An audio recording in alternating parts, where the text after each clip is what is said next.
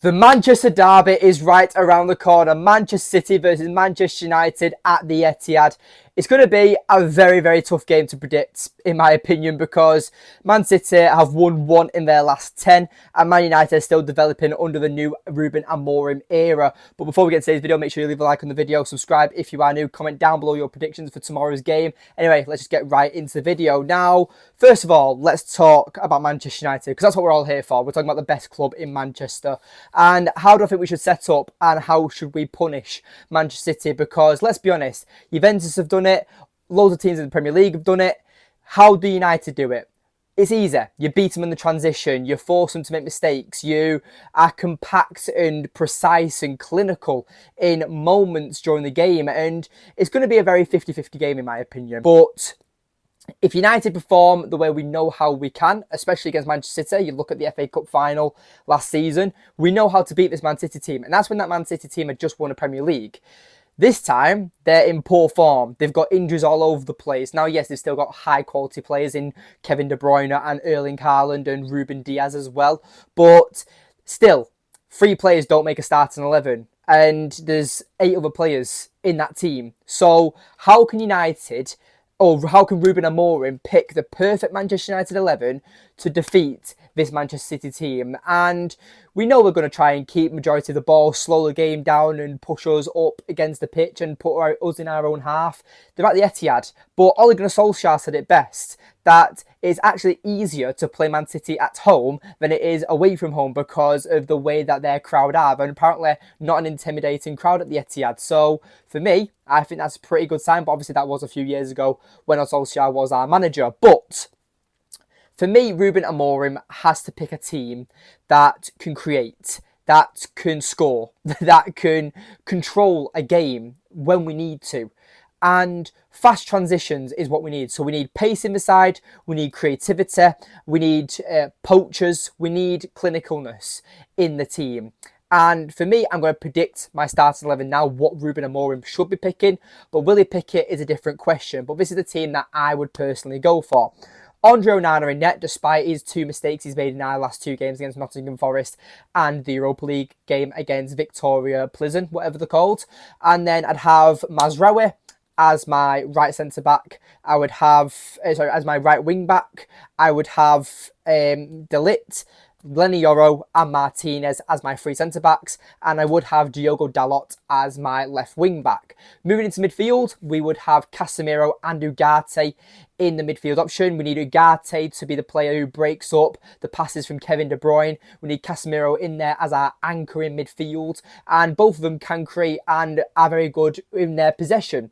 So for me, I feel like having them 2 in midfield alongside the wing-backs will be very, very helpful.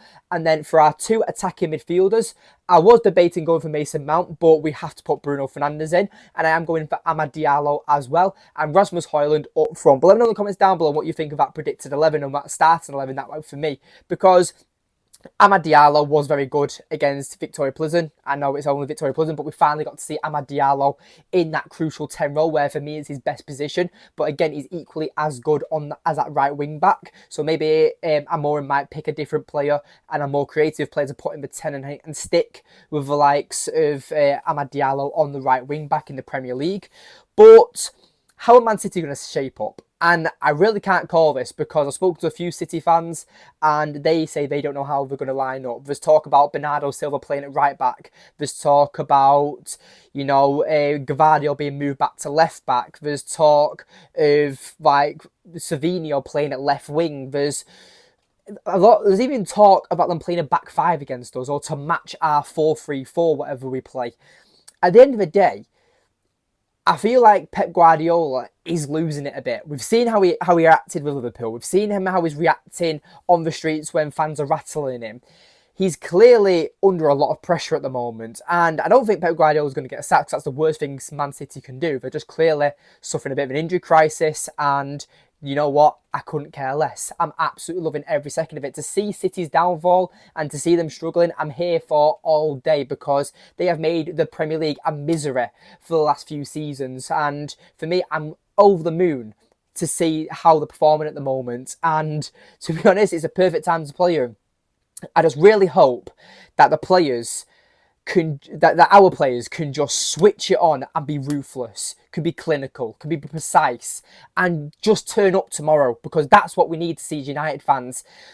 The Arsenal game can be let off, in my opinion, because Arsenal didn't really dominate us too much, just scored 2 very jammy corners like they do against every other team in the Premier League.